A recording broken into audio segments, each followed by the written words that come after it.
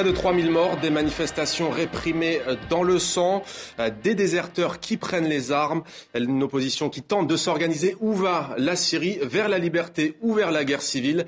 Bienvenue à tous dans ce nouveau numéro de Maghreb Orient Express. 3 invités autour de moi. Une poétesse venue du Liban, Iyam Yared. Vous êtes écrivaine, votre deuxième roman s'appelle Sous la tonnelle aux éditions Sabine Vespizer, c'est bien comme ça qu'on dit. Il vous a valu le prix Richelieu 2011 de la francophonie, un prix que vous venez de recevoir, c'était vendredi à Neuilly-sur-Seine, près de Paris. Merci d'être avec nous. Akram Belkaïd, bienvenue à vous aussi, vous êtes journaliste, vous êtes essayiste. Être arabe aujourd'hui aux éditions Carnet Nord, c'est votre nouveau livre. Randa Kassis, bienvenue aussi, merci d'être avec nous. Vous êtes porte-parole de la coalition des forces laïques et démocratiques syriennes. Et la première question, eh bien, elle est pour vous, Randa Kassis. Il a fallu 18 jours aux Égyptiens pour se débarrasser de Moubarak. Il a fallu 3 semaines à peine pour que les Tunisiens chassent Ben Ali. Vous, en Syrie, cela fait maintenant plus de 6 mois que le soulèvement populaire a débuté. Quel est le sentiment qui vous anime aujourd'hui? Est-ce que c'est la peur ou est-ce que c'est l'espoir? Franchement, on ne peut pas avoir de toute façon de la crainte. Une révolution qui a été faite, il faut qu'elle continue jusqu'à la fin. J'ai beaucoup d'espoir de toute façon au peuple syrien qui nous a montré quand même le courage, le sacrifice, sa volonté. Ce qui est ce que moi j'estime ou j'apprécie le plus, c'est la volonté de se libérer d'un régime dictatorial. Et c'est ça ce qui est le plus beau. Aujourd'hui, où on va, dans combien de temps? C'est un régime qui est, comme on le voit, c'est un régime le plus répressif dans le monde arabe. On voit que la machine de répression, elle est en train de s'accélérer. Alors, pourquoi, bien sûr? C'est pour faire retourner la crainte au peuple syrien. C'est ça ce qu'ils veulent. On a vu des images de Zainab el-Hosni, on a vu les images de Hamza al-Khatib de 14 ans qui a été émasculé, Zainab qui a été dépecée, démembrée. Alors, il y a des atrocités qui est là. Ce n'est pas parce que ce régime est un régime, bien sûr, il faut toujours analyser ce qu'il pense le régime même. Le régime aujourd'hui ne peut pas lâcher. Et de toute façon, Bachar al-Assad, ce n'est pas question on n'a pas envie, c'est une question qui ne peut pas avoir un autre chemin que ça. Alors, il est en train, pour lui, c'est une existence. C'est la répression en fait. Bien sûr. C'est la répression où ça survit. Iyam Yared, vous êtes, on l'a dit, du Liban, pays voisin de la Syrie. Votre pays a connu la guerre civile, la violence, la douleur. Comment est-ce qu'on vit aujourd'hui les événements au Liban ? Alors, comme disait Madame tout à l'heure, que en fait, quand on fait une révolution, il faut la terminer. Et le Liban est quand même le seul pays qui est, en 2005, commencé une révolution qu'il n'a jamais finie, qu'il n'a pas faite. Alors, le Liban a une autre réalité sociétale et communautaire qui est sa pluralité, qui est fondée sur 18 communautés. Et il y a aussi le fait que nous n'avons pas oublié les traumatismes d'une guerre civile qui a quand même duré trop longtemps. Alors là, vous expliquez, pardon, pourquoi est-ce qu'il n'y a pas de soulèvement aujourd'hui au Liban? Voilà, mais sur la question précise, quel est aujourd'hui l'état d'esprit des Libanais l'état d'esprit, justement, par rapport à ce qui se passe en Syrie? Avec ce passif-là, avec cette réalité-là, on regarde la Syrie et tout à coup, on a peur. On a peur de retomber dedans. Et 2, bien sûr, on est aussi nourri par cette psychose de la peur de l'autre qui est constamment accentuée, déjà de par notre réalité communautaire, et puis qui est aussi relayée par les dictatures elles-mêmes qui justement divisent pour mieux régner en faisant à chaque communauté croire que sa garantie d'exister dans la société passe par une dictature. Donc en fait, en tout cas pour les minorités, j'entends pour les minorités, et le Liban est une structure de minorités qui se regardent entre elles avec la peur. Alors, je vous propose maintenant de regarder cette image. Elle a été diffusée il y a quelques heures par la télévision syrienne, par la télévision d'État. Vous allez le voir, nous sommes à Rastan. Rastan, c'est cette ville qui est en train de devenir un des hauts lieux de la contestation. Il y a eu des combats ces derniers jours entre des déserteurs de l'armée syrienne et les militaires du régime de Bachar al-Assad. On voit ici les dégâts de ces affrontements, des armes qui auraient été saisies par l'armée syrienne. Mais visiblement, tout est sous contrôle. C'est en tout cas ce que montre l'armée syrienne. Des soldats qui paradent dans les rues et qui visiblement sont plutôt bien accueillis. Alors, on le rappelle, images officielles, bien entendu, de la télévision d'État. Akram Belkaïd, le spectre de la guerre civile est-il encore évitable? Et si oui, par quels moyens? Question posée par David sur notre page Facebook. Je pense que c'est, sans vouloir choquer votre internaute, je pense que c'est un peu prématuré de parler de guerre civile. On a un peuple qui veut sa liberté et qui a le courage, on ne le dit pas assez, qui a le courage d'affronter un des pires régimes qui soit, pas simplement dans le monde arabe, on parle de la planète entière. Le régime syrien le montre aujourd'hui encore, est un régime qui n'a pas peur de tuer ses enfants, de les torturer, de tuer des femmes, de tuer des personnes âgées. Donc aujourd'hui, on en est là. La guerre civile, elle sera réellement effective potentiellement si on a une partie de la population qui adhère ou qui prend parti pour protéger Assad. On voit bien aujourd'hui que la répression elle est menée par une armée professionnalisée, face à un peuple sans défense. L'équation, elle est là. Et jusqu'à quand ça va durer, on ne le sait pas. Mais en tout cas, c'est avant tout une population, un peuple entier qui demande sa liberté. C'est ça qui est fondamental. Alors, pour protéger les civils, Randa Kassis, vous parliez des exactions comme Akrab Belkaïn à l'instant. Est-ce que vous êtes pour une intervention militaire étrangère à l'heure qu'il est ? Vous savez, il y a deux points de vue, en fait. Puisque je suis la porte-parole de la coalition, je ne peux pas dire si je suis. C'est-à-dire, c'est de mon point de vue personnel, je suis pour une intervention militaire. Comme porte-parole, la coalition, de toute façon, a déjà déclaré qu'elle est pour une résolution à l'ONU sur la protection des civils. Alors là, il faut demander et il faut poser, on a le droit de poser cette question. Comment on peut protéger ces civils ? Par quels moyens on peut protéger ces civils ? Alors oui, je suis pour une intervention militaire aérienne. Et comme de toute façon, nous avons vu en Libye, ça a été le cas. Le pays n'est pas occupé par la France ou par la Grande-Bretagne. Il y a sur place quand même des officiers des services secrets britanniques et français. Mais de toute façon, il faut savoir qu'on en a, comme des pays de tiers-monde, on en a de toute façon ces soldats, on a quand même des bases militaires. En Irak, il y en a. À Qatar, il y en a. Il y a pas mal. Aussi. Voilà, tout à fait. Alors, est-ce qu'ils sont occupés ? Ça, c'est ça où il faut poser la question. En Allemagne, de toute façon, aussi, il y a une base militaire. Alors, il y a quand même pas mal de bases militaires. Est-ce que c'est une occupation ? C'est ça ce qu'il faut. Il faut chercher dans le mot exact et la signification de l'intervention militaire. Il ne faut pas être figé. Il ne faut pas être... Alors, Randa Kassis, tous les Syriens ne partagent pas votre point de vue. Je vous lis le communiqué du Parti communiste syrien unifié, c'était il y a quelques jours, qui soutient le mouvement pour des réformes démocratiques en Syrie, mais il met en garde contre, je cite, l'ingérence impérialiste croissante et les risques d'un scénario libyen, Akram Belkaïd, d'un scénario à la libyenne. C'est possible aujourd'hui en Syrie ? On n'a pas l'impression de toutes les façons que le monde occidental, ou en tout cas que les puissances occidentales, sont prêtes à intervenir et à répondre à un éventuel appel des Syriens au secours. Simplement, l'équation, elle est vraiment difficile. C'est vraiment des situations absolument terribles. Pourquoi ? Parce que les Syriens, aujourd'hui, ont la sympathie du monde arabe. Tous les Libanais, les Égyptiens, les Maghrébins regardent les pauvres Syriens se faire tuer et ont de la sympathie pour eux, pour ces gens qui réclament la liberté.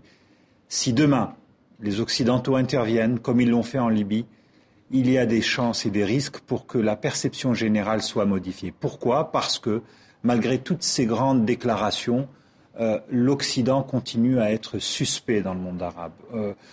Quand on voit ce qui se passe aujourd'hui en Libye, effectivement, on a dit qu'on allait libérer les Libyens, mais on s'est dépêché de parler de contrats pétroliers, de contrats de reconstruction.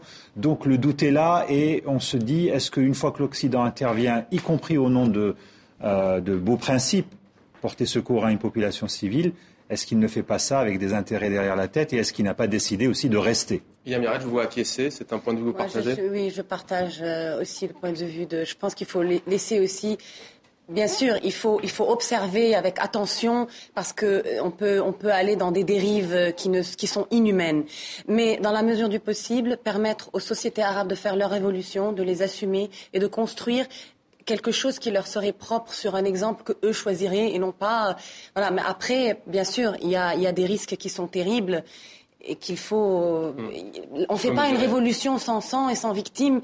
Et c'est terrible ce qui arrive. Mais comme il dit, il y a un risque justement qu'on associe cette intervention que ce soit plus néfaste que positif. Que positif. Alors ça, l'avenir nous le dira pour la Libye. En ce qui concerne la Syrie, eh bien, l'opposition tente de s'organiser. Elle était réunie ces derniers jours, aujourd'hui encore, à Istanbul, en Turquie. Et visiblement, un accord se dessine entre les différentes coalitions de cette opposition. Alors, Randa Kassis, je me tourne vers vous. On a l'impression que c'est compliqué. Encore une fois, ça fait 6 mois et demi que ça dure.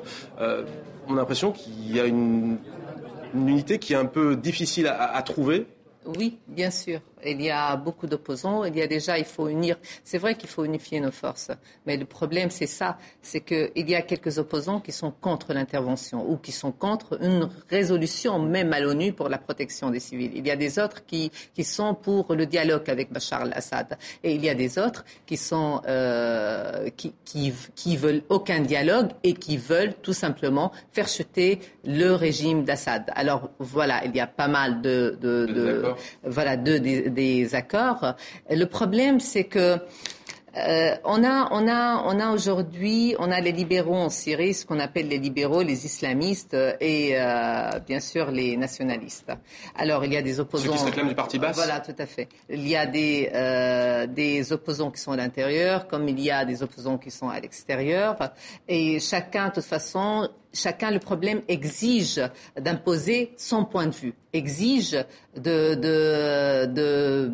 défendre ses idées. Voilà, tout à fait, de défendre. Mais c'est un droit, de toute façon, de défendre ses idées, mais d'écouter l'autre. On n'a pas appris jusqu'aujourd'hui. Je crois que c'est un esprit qu'on l'a. On n'a pas appris à dialoguer avec l'autre. Alors, concrètement, un conseil national qui n'est pas sans rappeler, bien entendu, le terme en Libye, un conseil national, visiblement, sera mis sur pied, c'est ça ? Normalement, il faut savoir que ce conseil national a été organisé par quelques frères musulmans, alors que eux, ils sont en train d'unifier quand même toutes les forces d'opposition, et c'est ça le problème. C'est-à-dire le dialogue a bien commencé ouvertement avec toutes les forces, et aujourd'hui, on voit qu'il y a eu quand même, il profite de la faiblesse des autres forces qui sont mal organisées, et il faut le dire que les islamistes, les frères musulmans, ils ont bien organisé, ils ont le pouvoir. Alors en un mot, vous êtes pour une intervention étrangère, est-ce que vous êtes pour que les déserteurs s'arment ou pas en Syrie ? En un mot ? Non. Non. Eh bien, moi, je vous montre une image puisque certains déserteurs ont pris les armes. On va écouter un de ces déserteurs dans la ville de Rastan. Rastan, c'est entre Hama et Homs, dans le centre de la Syrie. C'était il y a 2 jours. Regardez son propos face caméra. Je suis le capitaine Youssef Hamoud de la 5e unité de la 15e brigade. J'annonce ma défection de l'armée arabe syrienne qui a transformé sa mission de protecteur du pays en saboteur du pays, qui a tué des innocents, des enfants, des personnes âgées et des femmes, qui a jeté en prison des innocents, qui a violé des lieux saints et qui a imposé un siège suffocant. Alors aussi rapidement, j'aimerais vos 2 réactions. Peut-être d'abord Randa Kassis. Vous êtes pour une intervention étrangère, mais vous n'êtes pas pour que des Syriens prennent les armes. Vous avez dit quand même des déserteurs. Non, je suis pour une armée libre, oui, qui est armée, qui lutte contre cette armée officielle. Oui, je suis d'accord. Je suis anti quand même. Je suis contre que le peuple syrien aujourd'hui s'arme pour lutter, pour défendre. Voilà, c'est ça. Belkaïd, les partisans de Bachar al-Assad ne sont pas armés, mais là on voit quand même des hommes en armes qui disent nous allons défendre les Syriens. Écoutez, je ne suis pas syrien, donc je ne peux pas juger, mais je comprends qu'on puisse décider de s'armer face à un régime qui vous inflige de la violence. C'est un état de légitime défense. Alors, c'est ce que dit le déserteur. Mais ils ont raison. Alors effectivement, le problème, c'est que ça donne des arguments au régime de Assad pour dire, regardez, c'est des gens qui s'arment, c'est la fameuse main de l'étranger, c'est le complot sioniste, etc. C'est ce qu'il dit depuis plus de 6 mois. Bachar oui, mais enfin, les gens ont le droit de se défendre et c'est une manière aussi de prendre son sort, son destin. Alors pour se défendre, il y a aussi, vous le savez, les réseaux sociaux. Pour se défendre, tout est relatif, bien entendu, mais au moins pour véhiculer des informations. On va partir à Caracas, au Venezuela, et oui, en Amérique latine, à la rencontre d'une tuteuse. On peut dire qu'elle est incontournable. Elle s'appelle Dilma Khatib. Elle tweet en arabe, en espagnol, en français et en anglais. Alors Dilma Khatib, merci d'être avec nous. On a beaucoup parlé donc des révolutions arabes depuis le début des réseaux sociaux. Je vais y arriver depuis ces printemps arabes. Est-ce que ça peut encore peser les réseaux sociaux, Dilma Khatib, en Syrie par exemple? Oui, certainement. En fait, Internet a joué un rôle très, très important dans les révolutions arabes parce que ça a été un espace où les gens ont pu discuter, ont pu faire un débat sur plein de choses pendant des années, pas seulement maintenant, alors que ce n'était pas possible dans la vie réelle. Dans la révolution tunisienne, égyptienne, évidemment, ça a été très, très important, même pour la communication entre les activistes sur les pages Facebook, sur Twitter, sur les plans de manifs, sur les sujets à traiter, etc. Dans les révolutions Yémen, Syrie, c'est aussi très important parce que, par exemple, pour la Syrie, le seul moyen d'avoir en fait des images et de l'information, c'est par Internet. Il n'est pas possible qu'un journaliste aille maintenant à Hama à voir ce qui se passe et à filmer, par exemple. Donc si ce n'était pas pour les internautes activistes qui nous envoient des images tous les jours, on ne saurait jamais ce qui se passe en Syrie tous les jours. Pour le Yémen, c'est moins le cas parce qu'il y a moins d'activistes qui sont impliqués dans ça depuis le Yémen, mais ça a été aussi un moyen très important pour le débat et pour la diffusion de l'information.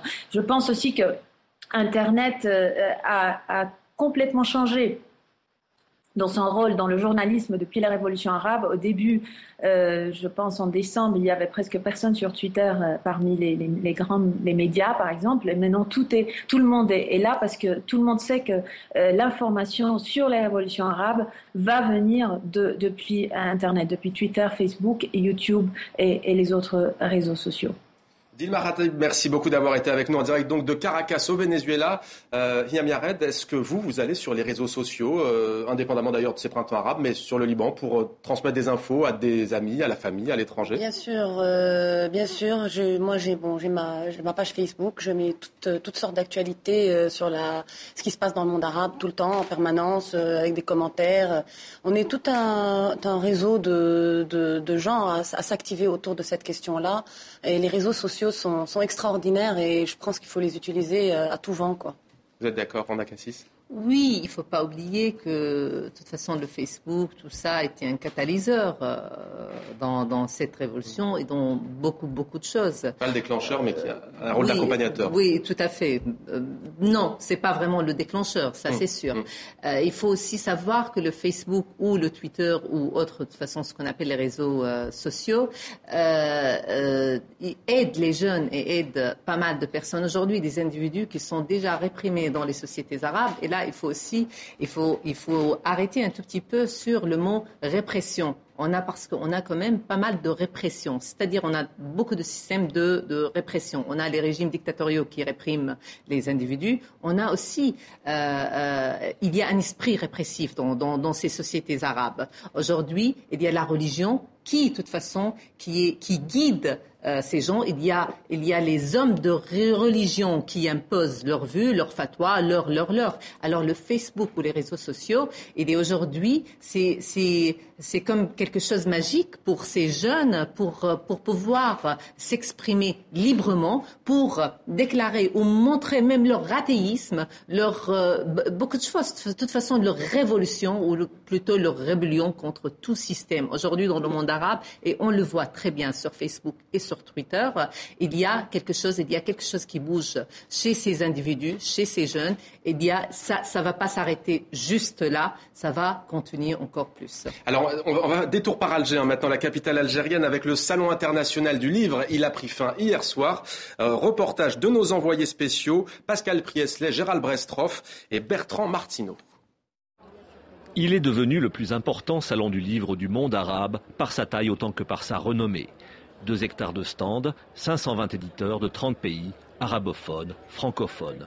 Plus d'1 million de visiteurs en 10 jours d'une rencontre aussi professionnelle que populaire. Il y a de plus en plus d'élégance et il y a réellement un engouement du public pour le salon. Cela n'était pas gagné. Succédant à une tradition de foire-exposition plus bazar qu'événement littéraire, le Salon du livre d'Alger ouvre sa première édition en 1995. On est alors dans la décennie noire du terrorisme et d'une quasi-guerre civile. Ce n'est pas de gaieté de cœur de me rappeler de cette décennie noire, mais c'est l'hémorragie de nos intellectuels qui sont tous partis. On est resté pendant beaucoup de temps vidé de cette substance, qui est la matière première pour un éditeur. 16 éditions plus tard, le climat est certes moins tragique, sinon totalement pacifié. Poussés vers le fond du salon, les éditeurs religieux ont dû se faire plus discrets que naguère. Plusieurs centaines de leurs livres ont été interdits d'exposition au motif officiel qu'ils contrevenaient à la loi. À quelques mètres, le dessinateur Dilem dédicace son dernier succès, plus inspiré de la culture d'Harakiri que des prêches du vendredi. Tout à l'heure, il y avait une petite bande de barbus, comme on dit, mais avec qui ça s'est super bien passé. On a échangé quelques mots comme ça, mais dans l'humour, dans le rire, ça a fait rigoler tout le monde. Non, mais écoutez, c'est un salon du livre quand même, il faut qu'il y ait un petit peu de tout. Avec une cinquantaine de procès, Dilem n'est pourtant pas non plus théoriquement le meilleur ami du régime, mais il n'est pas le seul. C'est le cas ici de bon nombre d'écrivains, combattants résolus d'un pouvoir considéré comme une dictature, qui les célèbre pourtant dans une manifestation officielle. Paradoxe très algérois. Il y a bien 2 ou 3 pôles qui sont les pôles du tabou. On ne touche pas à la religion, on ne touche pas à certaines positions géopolitiques de l'Algérie, etc. On peut critiquer le pouvoir comme on veut, pourvu qu'on ne passe pas une opposition qui le remettrait en cause. Et à partir de là, si vous voulez, c'est plus ou moins libre. Présentes dans tous les esprits, les révolutions arabes restent encore discrètes dans le salon en termes de production. Non qu'elles en soient proscrites, mais c'est un autre temps. Expression de l'imaginaire à maturation lente, la littérature semble comme embarrassée par une réalité si pressante. Alors Yam Yared, on vient de l'entendre, il y aurait un paradoxe algérien. En clair, on peut critiquer le pouvoir, mais pas trop. Il y aurait aussi des sujets tabous auxquels on ne s'attaque pas. Est-ce que c'est pareil à Beyrouth quand vous écrivez ? Mais le Liban, il a une autre tradition. Par exemple, ça a toujours été la plaque tournante éditoriale du monde arabe au niveau des livres. Tous les pays plus répressifs qui ne permettent pas justement une grande liberté, les écrivains sont toujours tournés vers le Liban pour éditer leurs livres. Mais c'est vrai que quand ça touche aux politiques, là, on est exposé à des menaces, on est exposé pour parler de Samir Kassir, qui, quand on a eu les révolutions en 2005, la révolution libanaise, dans la rue, pour la première fois, tout le monde rassemblé, toutes les communautés, avec une vraie vision, avec le but, notamment que la Syrie se retire du Liban, parce qu'aussi elle exerçait le même pouvoir répressif au Liban. Quand il y a eu des intellectuels derrière, pour vraiment guider un peu, structurer un peu ce mouvement social et ce mouvement national. Ils ont été menacés, tués, entre autres Samir Kassir, qui est un de nos grands intellectuels. Donc, mais je vais dire qu'au Liban, elle existe moins qu'ailleurs, mais elle est exposée à des menaces aussitôt qu'elle touche aux politiques. Alors Akram Belkaïd, Samir Kassir, Yam Yared en parle. Samir Kassir, pour ceux qui ne le connaissent pas encore, c'est un journaliste libanais, un écrivain également assassiné le 2 juin 2005 à Beyrouth. Vous lui rendez hommage dans ce livre, Akram Belkaïd. À propos des peuples arabes, Samir Kassir disait « Rien ne devrait empêcher que leur sortie du malheur, le jour où ils cesseront d'être au centre d'un monde de crise, les réconcilier avec l'esprit de synthèse qui a été la marque de fer de leur longue histoire. » Vous fermez les guillemets et vous dites « Samir Kassir a été perspicace. Être arabe aujourd'hui, c'est cette fierté retrouvée ? Oui, et puis c'est comprendre une bonne fois pour toutes qu'on peut prendre son destin en main et qu'on doit sortir de l'approche habituelle qui veut que tous les malheurs du monde arabe sont dus à la main de l'étranger, notamment à la main de l'Occident. Je ne veux pas par là même disculper la responsabilité notamment des anciennes puissances coloniales, mais simplement pendant trop d'années, on a vu une espèce d'infantilisation des peuples arabes qui ont attendu que finalement d'autres décident de leur sort ou qu'un président ou qu'un monarque leur dise « Allez hop, je vous jette quelques grammes de liberté parce que je suis votre zaïm, votre grand leader incontesté ». Samir Kassir a eu, c'est vraiment son essai, les considérations sur le malheur arabe. J'invite tous vos spectateurs à relire ou à lire ce livre parce qu'il a gardé une grande actualité à ce jour. Eh bien, le temps passe très vite, l'émission touche à sa fin. 2 informations avant de nous quitter. Une soirée de solidarité avec la Syrie, à laquelle vous serez sûrement présente, Randa Kassi. Ce sera le lundi 10 octobre, à 20h à Paris, à l'Odéon, au Théâtre de l'Europe, entrée libre. Mais il faut réserver à l'adresse qui s'affiche en bas de votre écran. Parmi les personnalités présentes, la comédienne Darina El Joundi, les écrivains Elias Khoury et Samar Yazbek, ou encore la chanteuse Amina Hanabi. Et puis, autre information, la réalisatrice Nadia El Fani s'est vue récompensée pour son film Laïcité Inch'Allah. Elle a reçu le prix international donc de la laïcité 2011, il y a quelques jours. On la voit ici à l'image avec l'affiche de son film. Maghreb Orient Express, c'est donc terminé. Merci à tous les 3 d'être venus sur ce plateau, peut-être à une prochaine fois. Au fait, vous êtes amis sur la page Facebook de TV5 Monde, pas encore ? De TV5 Monde et de Maghreb Orient Express, non ? Allez, c'est non, mais vous allez l'être. C'est non, mais vous allez l'être bientôt. Et bien, on salue toutes celles et tous ceux qui nous ont suivis à Beyrouth, à Dakar ou encore à Damas. À dimanche prochain. D'ici là, on se retrouve donc sur les réseaux sociaux, Facebook, Twitter, @TV5 Monde MOE, hashtag MOE, le fameux hashtag MOE, bien connu, bien entendu, des fidèles des réseaux sociaux. Merci en tout cas de votre fidélité à TV5 Monde. À dimanche prochain.